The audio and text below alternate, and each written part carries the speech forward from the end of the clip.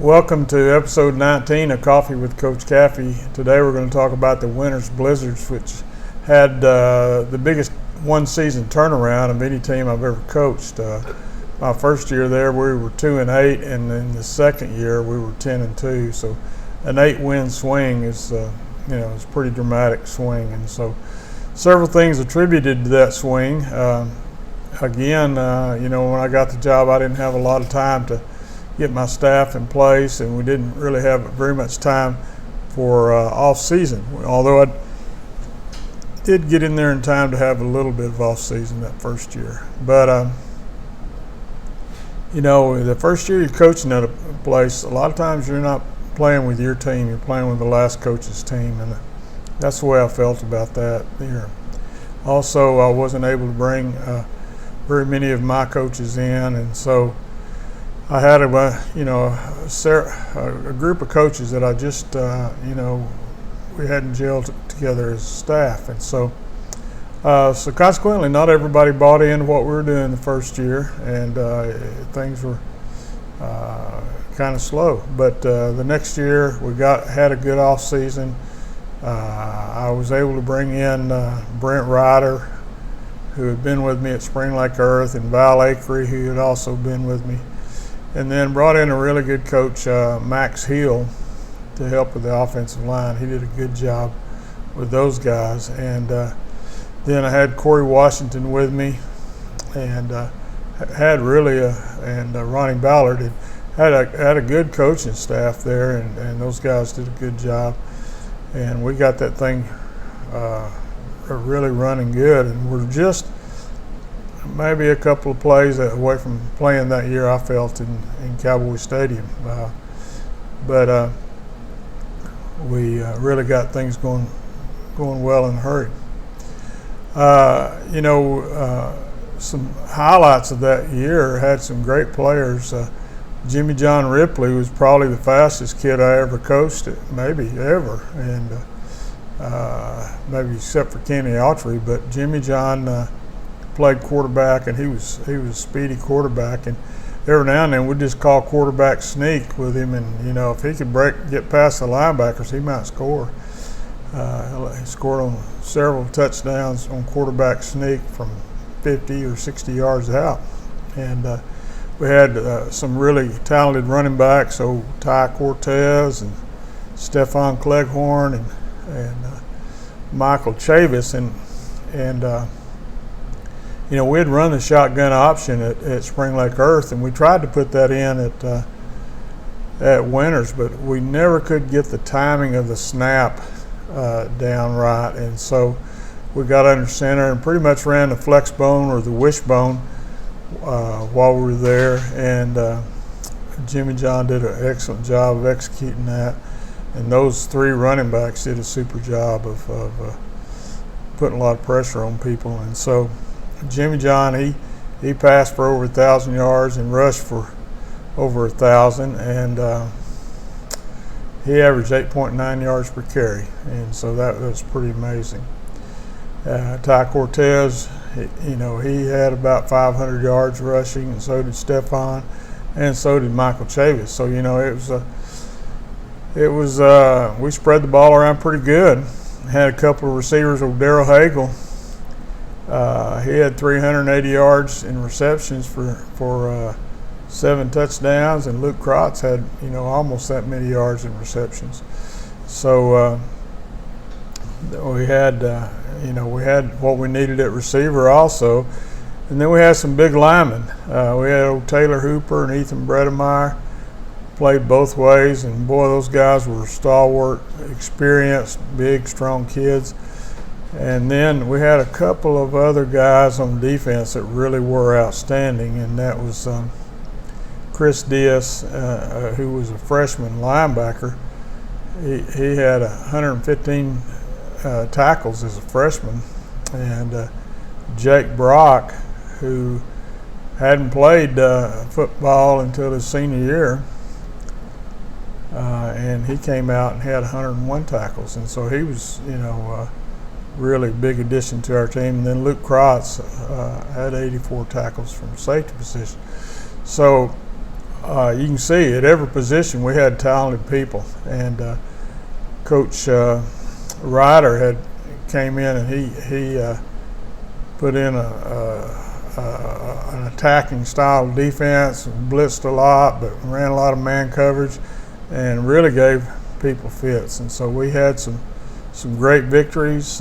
We had turned that program around in just a matter of one year, and so it was an exciting year.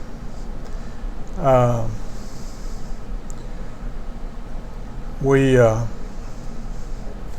also, the second year, I felt like one of our issues there was, the guys just hadn't bought in, and really, I didn't think had a great attitude that first year we were there, and so I had this printed on a T-shirt. It was just attitude. We had winners on the top, of course, but then we had attitude across the bottom. And that was the main thing I felt like we needed to work on.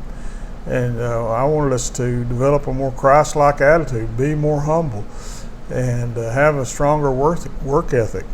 And so we worked very hard in the spring, had a great off season. When we got to the summer of that year, we weren't very our attendance at summer workout wasn't very strong. And so, there's a lot of things that worry coaches, and that's one of them, if the kids aren't showing up. But Winters was kind of like Claude. Those kids, a lot of them had jobs and worked and this and that. And so some of them in the oil field, some of them ranching and farming. And so we didn't have very strong attendance, and so we were kind of concerned about that.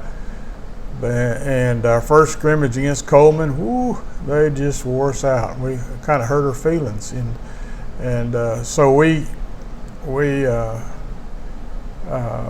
but as we got in shape and got ready to play, we just got better and better. And then when we finally got to district, we were district champions, and I think we were the first district champion that had maybe 16 years, something like that. I'm not sure exactly what that number was, but I know we had the only double-digit winning season that they've had there since at least 2004. I'm not sure. That goes back to when Coach Bales was the coach there, and that's how far Max Preps goes back. So I didn't research it any farther than that. But but the people in Winters, a lot like the people in Spring Lake Earth, they had good football teams in the past, and they knew how to support a team. Well, and when we started winning, I'm telling you what, our stands were full, had a great homecoming game. We were the Army strong team of the week there, and we had the Big Country Spotlight, which came out, and TV did a little deal on us and interviewed some of our players and got some really positive attention like that. Probably the highlight of that year was when we'd beat Ballinger. And the Ballinger victory was huge for that community because it was a county rivalry, and Ballinger had beaten Winters every time that they had played in the last 40-something years, and so I saw that game on the schedule. I thought, man, oh man, and I really didn't want to keep them on the schedule, but there's just no way around it. And so we played them and beat them. And there were people that were my age up in the stands that after the game, they just stayed in the stands and just celebrated. And we had some guy there in town go off in the parking lot behind the bus barns and set off fireworks over there. The Ballinger people, they were not happy at all. And so, but it was great for our community. The people there just loved that win. Another big win we had that year is when we beat Mundy in the playoffs over at Jim Ned, and we really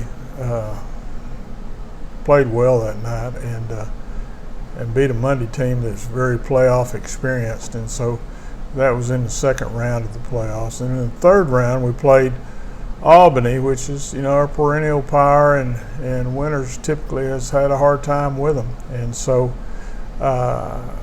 we went over and played at Clyde, and very windy that day. And it's just we got ahead of them, but we just couldn't quite fight them off. And they scored right before halftime and took the lead on us, and we never could quite get control of the game again. But it was a great game, and like I said, we were a play or two away from that year going all the way to the state finals, I felt like. So quite an accomplishment for a team that had just won 2 games the previous year, and 2 games the year before that also, I believe. Excuse me. So great turnaround, and like I said, one of the big things we emphasized that year was just attitude.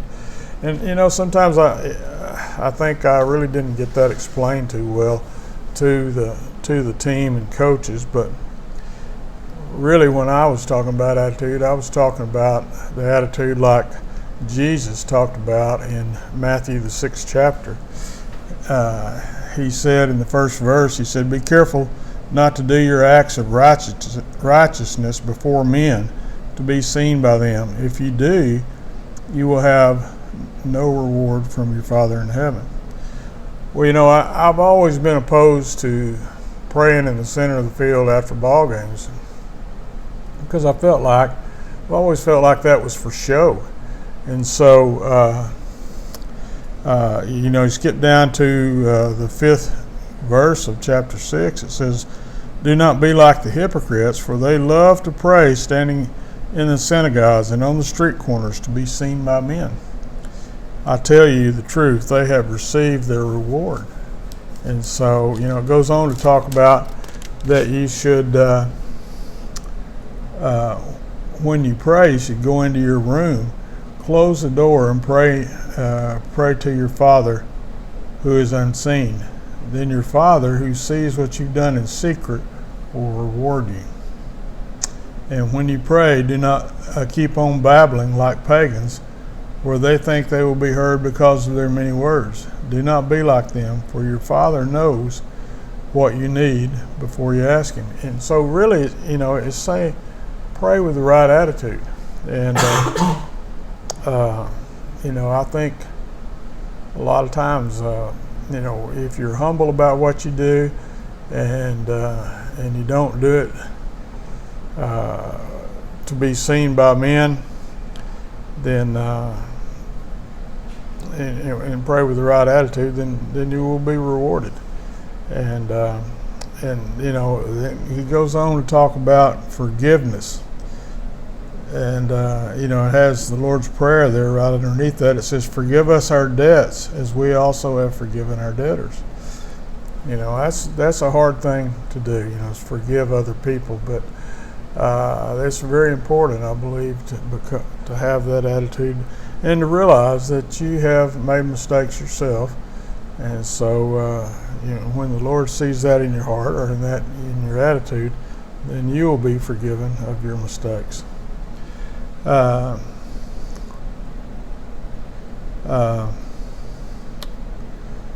it goes on to talk about our earthly treasures are fleeting, but we need to have the attitude of storing up our treasures in heaven.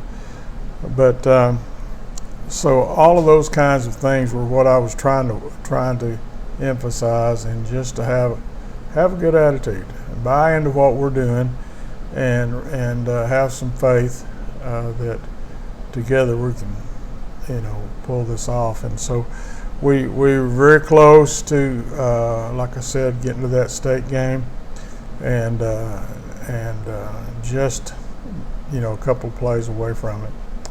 But I treasure that time that I had there in Winters. I'm grateful for that opportunity. Really felt like, as far as facilities and kids and everything, that we had in winters probably was the best situation that I've ever had. And we did a lot of the same things that we've done other places. We lifted, and we were able to convert an old gym into a weight room and workout room, and we had good practice fields, great playing surface. I didn't have to even care for the playing surface there, and we might not have had the fanciest stuff, but we had really good setup there. And so, like I said, everything was about as good as it gets. And so, the Lord works in mysterious ways. And that spring I had a minor heart attack, and an opportunity presented for me to move to Austin about that same time. And I decided that the Lord was calling me down there, and so I decided to go ahead and leave Winters and go down to Brentwood Christian, which also was a very good situation for me. I wanted to show you my cup for today. It's from the Panama Canal. Miss Kathy and I went on a cruise and went into that canal and got to see some amazing things, some sloths and some monkeys and birds and things. It's really beautiful down there. And one of the things I would like to recommend that all you coaches that watch this do is take some trips with your wife and go off and do some things, because you get so tied up with the treadmill of coaching that sometimes you look up and life has passed you by, and in the service of others for sure, but you want to take some time for yourself and take good care of your health. And God bless you, and God bless the Winters Blizzards. I talked to a guy the other day. He said, Winters Blizzards. Said, that's the school that plays Walking in the Wonderland as their fight song. And so, Winters is well known, and like I said, they've had some great teams. I think Coach Bird had some really great teams down there, and that was fun to get to know him and be around him during that time too. Well, thank you for watching. I'll see you next week.